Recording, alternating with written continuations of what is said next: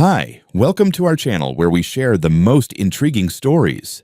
They thought they were storming a terrorist's lab. Instead, they shattered a quiet home and a woman's skull. No warrant, no warning, just a tip from a power-hungry HOA queen with a grudge. What followed was a war for justice, revenge, and the right to feel safe in your own home. I woke up that Saturday thinking it'd be just another quiet morning, coffee, maybe a bit of sanding in the garage, and then working on that battery array I'd been meaning to finish. My wife Amanda was already up. I could smell the hazelnut roast she always made too strong. I muttered something about sleeping in, dragged myself to the bathroom, and stepped into the shower without checking my phone. Warm water, steam, and silence. That's what I remember. I stood under the shower head for maybe 15 minutes, just letting it all melt off. I didn't hear the doorbell. I didn't hear the knock. I didn't hear the engine hum of an armored van pulling up outside our gate. What I heard, too late, was the crash. By the time I stepped out and toweled off, Amanda was already on the floor. At first, I thought we were being robbed. The house was filled with shouting, heavy boots on hardwood, furniture crashing over. I came around the corner, still dripping, and found Amanda screaming, bleeding, her arm twisted underneath her, face swollen, eyes wide with terror. She was lying by the edge of the hallway, between the living room and the bedroom, and over her stood two men in full tactical gear, with rifles pointed in every direction but the right one. I instinctively ran toward her, but froze when I heard the click of a safety. One of them spun toward me, gun up barking, "Get down!" On the floor. Where's the workshop? For a second, I thought I was dreaming, or dying. Nothing made sense. My body froze, towel half fallen off me, water still dripping onto the floor. Another one shouted, "We have a positive address, move to the back." I dropped to my knees, hands raised, trying to keep my eyes on Amanda, who was crying. Barely. Her voice sounded off like it didn't belong in the house anymore. I could see bruising already forming along her cheekbone. Her hair was stuck to her face, wet with sweat, or blood, or both. "I'm unarmed. This is a mistake," I shouted. Someone grabbed my shoulder and threw me forward into the floor. My face hit tile. Cold tile. Behind me, I heard them yelling something about explosives and homemade detonation devices. They swarmed through the living room, kitchen, back patio. One of them kicked open the garage door like he expected to find a meth lab. Instead, he found my workbench, 3 drone batteries, a pile of scrap aluminum, and a soldering iron. And they didn't care. The one who'd thrown me down kneeled beside me and started rattling off questions like I was some kind of terrorist. "Where's the lab? Are you working alone? Who else is involved?" I kept repeating, "You've got the wrong house. You've got the wrong guy." Then one of them radioed something in, and I saw his face change slightly, confused, then concerned. He walked toward Amanda. I tried to push myself up, but someone kept their boot on my back. Literally. Another shouted from the garage, "Just tools and batteries. No sign of chemicals. Might be a false positive." False positive.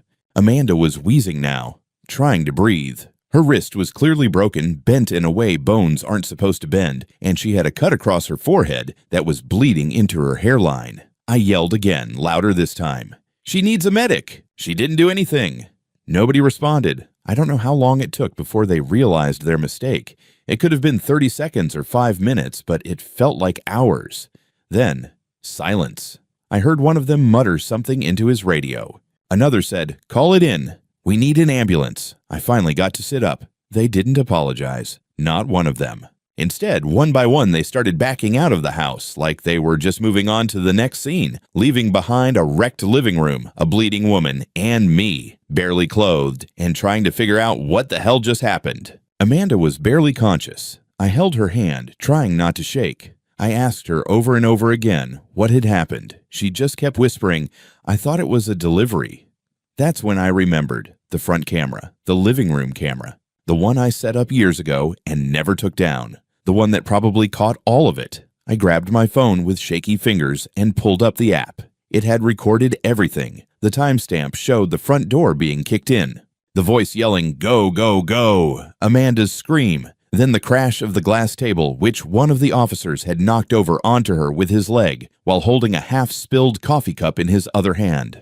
My wife, bleeding on our hardwood floor, while a guy with caffeine breath tried to save face. They had no warrant, no knock, no identification, no attempt to verify the address. They just came in. guns drawn, like we were the target. Like she was the enemy, like I wasn't even a person. They left us both on the floor. They only called the ambulance after I started shouting again. No explanation, no badge numbers. Nothing but a name muttered by one of them as they left. Silver Valley complaint? Probable cause. Don't blame us. Silver Valley. That was the name of the HOA next door, the one we didn't belong to. The one that had tried to fine me last year for not having approved mailbox paint. The one where Karen Satterfield ruled like a suburban god. I looked down at Amanda, her eyes barely open, and I knew. This wasn't just a mistake. Someone sent them. The ER smelled like bleach and blood and burnt plastic. Amanda was somewhere behind a curtain, hooked up to machines, her wrist in a temporary cast, her face pale under fluorescent lights. I sat in the corner, still in the same gym shorts I'd thrown on after the paramedics arrived, my bare feet stuck slightly to the vinyl floor. My hands wouldn't stop shaking. They gave me some forms. I didn't read them, just signed where they told me to. Eventually, someone asked if I'd like to speak with the sheriff's deputy who came in to document the incident. I said yes. What I meant was, I'm not leaving this room until someone answers for what happened in my goddamn house. He arrived looking like he'd just come from brunch. Beige uniform, tidy mustache, pen clipped to his collar. Mr. Linwood, he asked, like we were at a customer service desk. Do you want to explain why my wife's skull has staples in it? I said without looking up. He blinked, then cleared his throat. We've reviewed the operation report.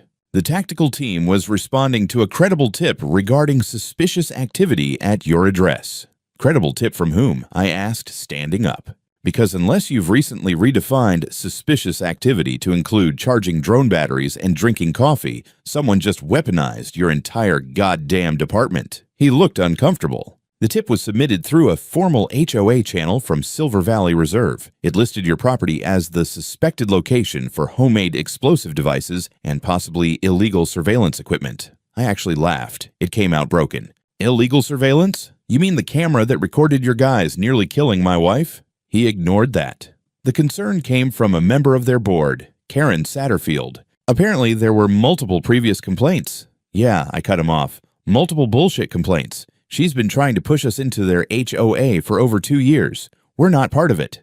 We've got the deeds, the maps, even a court ruling from last year after she tried to cite me for having solar panels. He looked caught off guard. You've got documentation showing you're not part of their association. Do you want me to tattoo it on my chest? I snapped. Yes, I've got the county land survey, the zoning maps, everything. You people didn't check a damn thing. He scribbled something in his little notepad, clearly trying not to get dragged into it. I'll include that in the report, sir. You're not going to include anything unless I shove it into a lawsuit, I said, pointing at the IV stand next to Amanda's bed. She was drinking tea and answering the door, and now she might need surgery to fix her face. He tried the bureaucratic line. We deeply regret the harm caused during the response and, spare me, regret is when you drop a cup. This was an armed raid based on a phone call from a woman who thinks mailboxes should match the trim on her porch. He left soon after, said someone from the ATF would follow up. I never saw him again. When I got back home that night, the house still smelled like mud and fear. I walked through the mess in silence. Door off its hinges, sofa flipped, my workshop in pieces. I stood there, in the garage, staring at my tools. Nothing fancy. Nothing illegal, nothing even remotely explosive. Just batteries, wiring, and a couple of prototype drone parts I'd been tweaking. I opened the drawer where I kept the documents. Everything was still there. My deed, the HOA exemption notice, the court ruling from 2 years ago, the denial of jurisdiction from the county board, even the cease and desist I'd sent Karen last fall when she tried to send compliance inspectors to our fence line. And still, they'd kicked in my door. I checked the security footage again. The camera caught everything. You could hear Amanda's footsteps as she walked toward the door, the bell ringing, her saying, 1 second, and then, boom.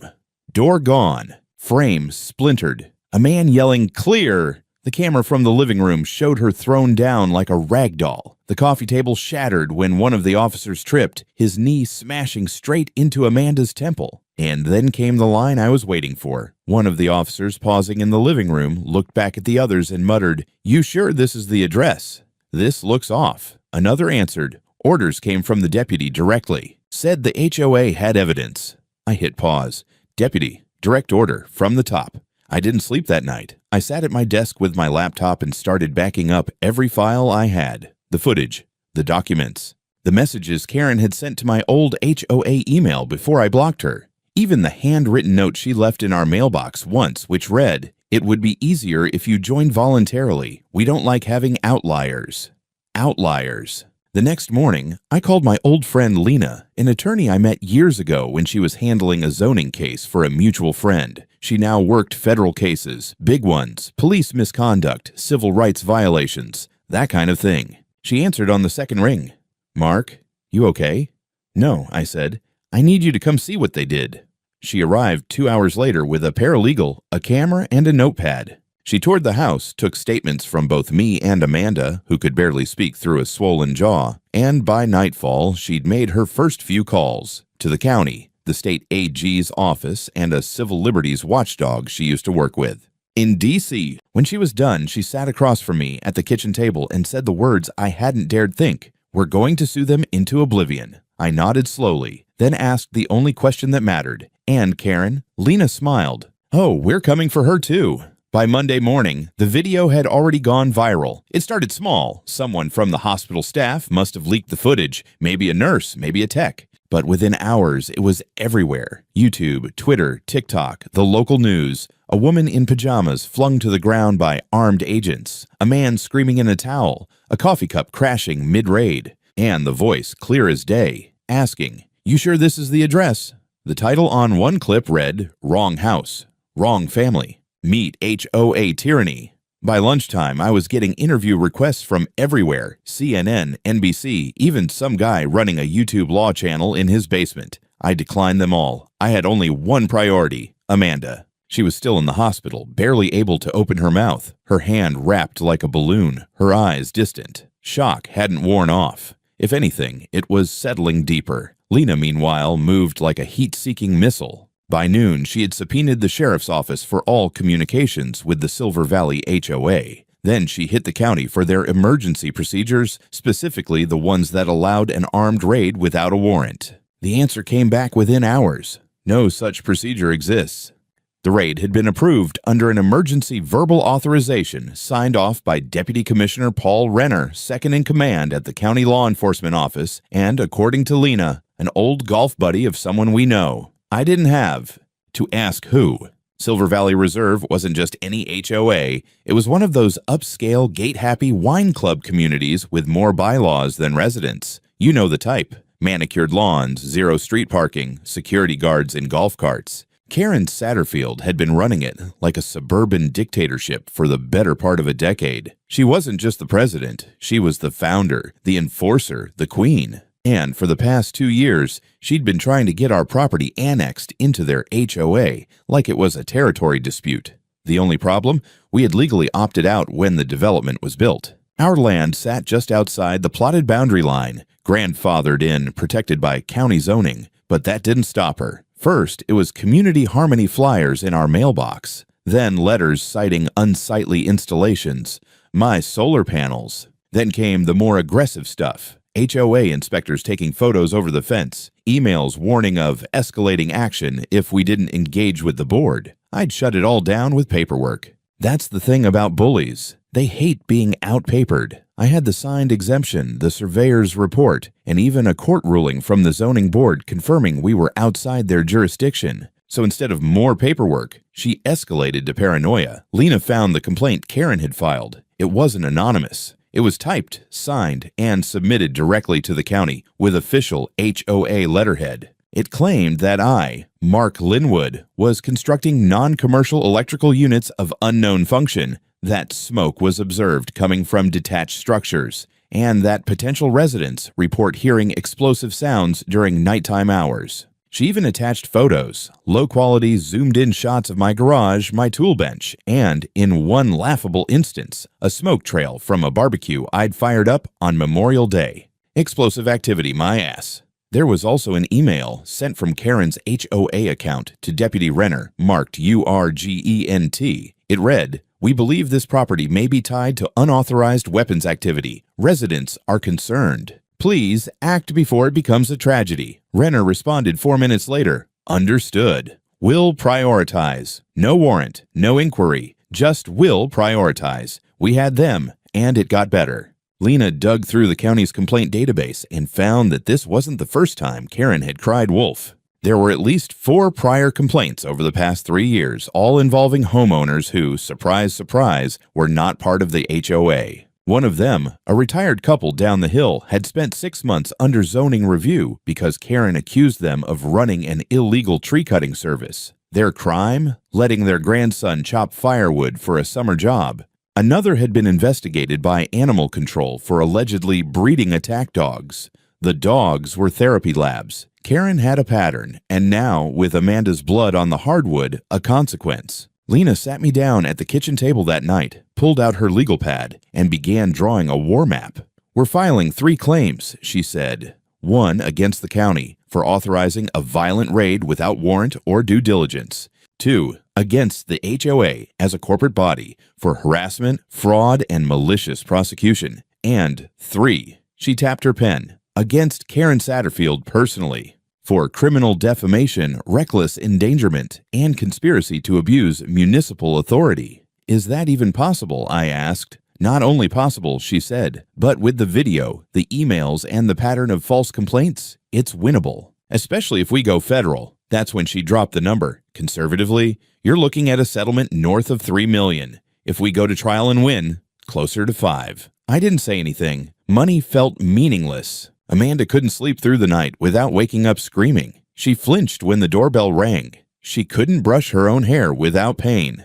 But I nodded. "Let's do it."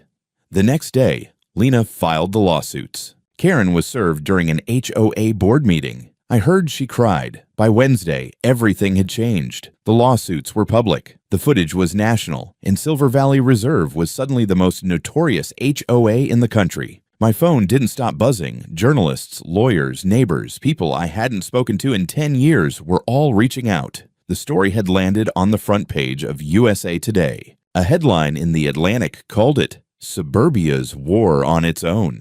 Amanda had finally been discharged. Her wrist was in a rigid brace, her jaw wired, her eyes stayed distant. I wheeled her through the front gate in silence. The house still looked like a war zone. She wouldn't go near the living room. I couldn't blame her, but Lena was relentless. She'd turned our dining table into a command center. Legal pads, 3 laptops, chargers snaking across the floor. We had affidavits from 3 other neighbors already. One man, Ed Torres, said Karen tried to accuse his teenage son of petty arson for lighting sparklers on the 4th of July. Another, the Ashfords, had a letter from 2021 where Karen warned that their non-HOA behavior would be corrected by structural compliance. The woman was unhinged, and now the world was seeing it. But the real blow came from inside the system. A whistleblower. Lena got a call from a junior county clerk named Rachel. She didn't want money, didn't want fame, just wanted someone to know the truth. She'd overheard Deputy Commissioner Renner and Karen planning the operation.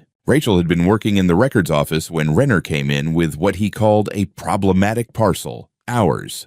Karen had provided a modified property map showing our lot as unclaimed common land, a term Lena later called complete legal gibberish. Renner apparently asked no questions, just nodded and said, "We'll get it sorted." Rachel gave us a copy of that altered map. Lena placed it next to our official county survey, and the fraud was obvious. The HOA boundaries had been redrawn, by hand no less, to swallow our property like some expanding blob. Lena's voice turned to steel. "We're not just suing anymore. We're pressing charges."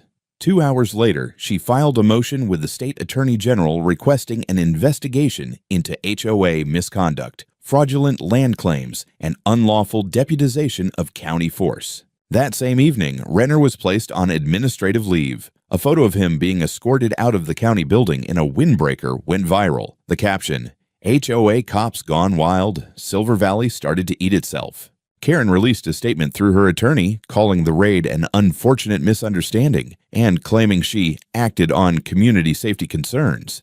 But that didn't explain the map, or the emails, or the fact that the HOA had used dues money to hire a private investigator last year who'd left a GoPro duct taped to our mailbox. We found it. We turned it over. Amanda sat silent through most of this, scribbling notes on a legal pad with her good hand. But that night, she asked to watch the footage again. She made it exactly 45 seconds before she had to leave the room.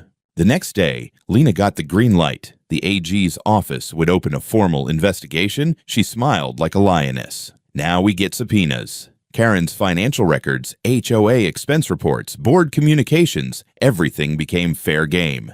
And what Lena found made even me stop. Over the past 3 years, HOA funds had been used for surveillance equipment, private investigators, anonymous tip line fees, gifts for compliant residents, a wine basket for someone who turned in a neighbor's illegal shed, and most damning, a personal donation to Renner's community campaign fund. The web was unraveling. I stepped outside that evening and saw someone had spray-painted HOA equals fascists on the wall of the Silver Valley Gatehouse. Someone else had hung a cardboard sign from the fountain. Free the outliers. We weren't alone anymore. But the real tipping point came 2 days later. Lena was at the courthouse. Amanda asleep upstairs when I got a knock on the door. A man in his 60s, balding, quiet. He introduced himself as Gregory Holtz, former HOA board member. Said he'd resigned 6 months earlier. Said he had something I needed to see. He handed me a USB stick. I warned her, he said. Told her she was crossing lines. She laughed. I plugged it in. Meeting recordings, HOA Zoom calls, emails between board members, notes from a community enforcement initiative, a program designed to encourage integration of non-HOA parcels. The tone was pure cult. Neighborhood health depends on uniformity.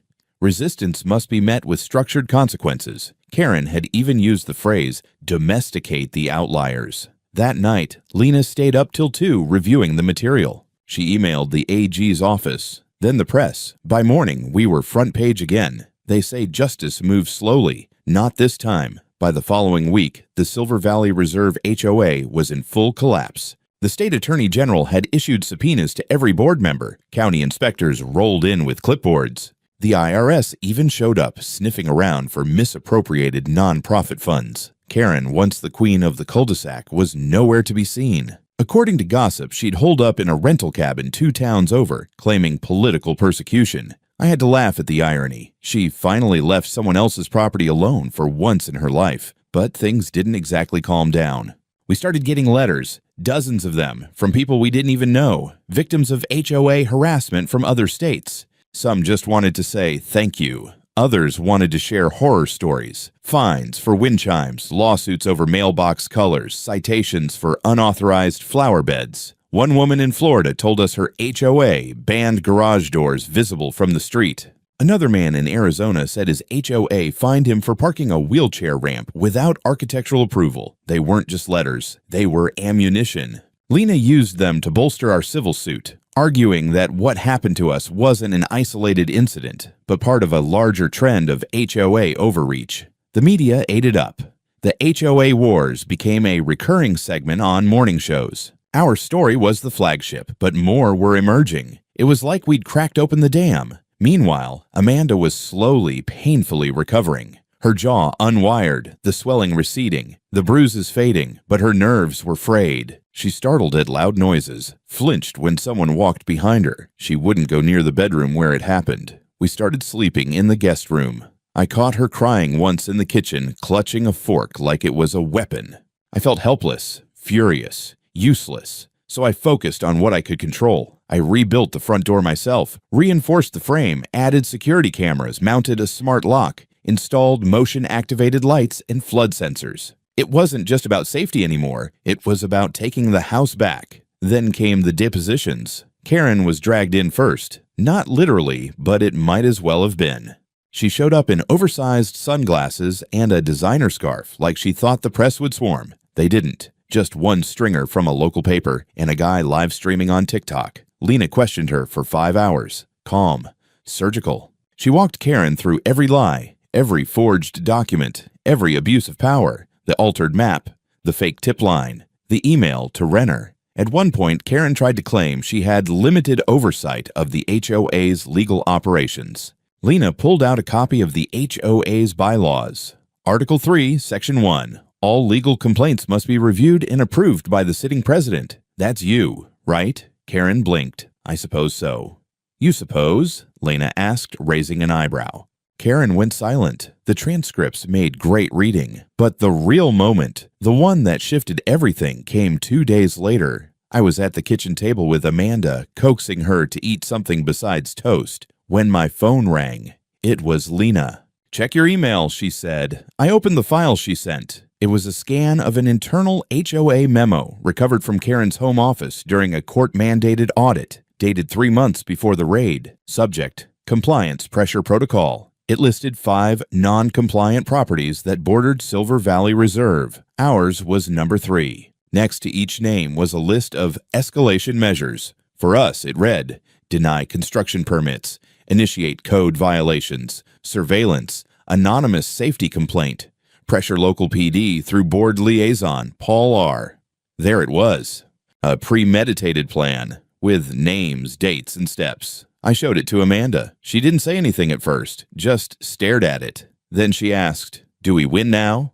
I didn't know how to answer, because this wasn't about winning anymore. It was about burning the whole rotten structure down. By the time the grand jury convened, the air in Silver Valley had changed. Gone were the golf carts. Gone were the trimmed hedges and chirpy morning walks. The HOA board had dissolved in a mess of lawsuits and resignations. The fancy newsletter, once filled with brunch invites and lawn awards, had become a ghost of itself, reduced to a single PDF titled Emergency Financial Update, which read more like a confession than a report. They were bleeding money. Legal fees, court sanctions, investigation costs. One by one, homeowners started selling. The prestige community sign at the front gate disappeared overnight, but Karen still hadn't been arrested. Not yet. Lena assured us it was coming. The DA was building a layered case: civil rights violations, fraudulent reporting, reckless endangerment, falsification of public documents, misuse of nonprofit funds. The raid had become a national example of everything wrong with unregulated HOAs and the cozy relationships between local government and private boards.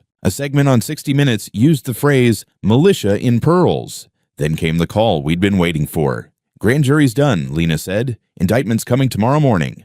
Amanda and I didn't cheer. We didn't cry. We just sat on the back deck and watched the sun sink behind the broken gate. At exactly 9 the next morning, Karen was arrested at her cabin. The footage went viral before lunchtime. 2 U.S. Marshals escorting her out in a baggy sweatshirt and Crocs, sunglasses slipping off her nose, hair undone. The charges were read aloud as she was loaded into the car. She looked stunned, like the universe had glitched. But it didn't end there. Renner was arrested the same day, charged with conspiracy, abuse of authority, and evidence tampering. His deputy, Paul R., was already cooperating with prosecutors, singing like a canary. In one transcript, he claimed Karen promised him a future board seat and preferential HOA placement for his cousin's new housing development. The corruption went deep.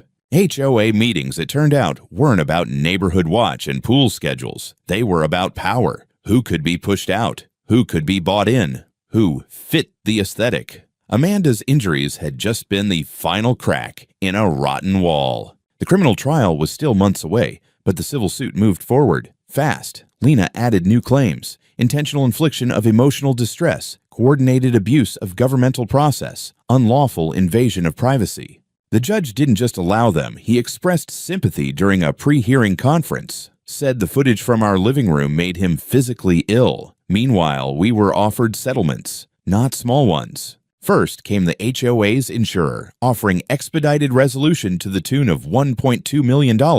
We declined. Then the county itself, $2.5 million.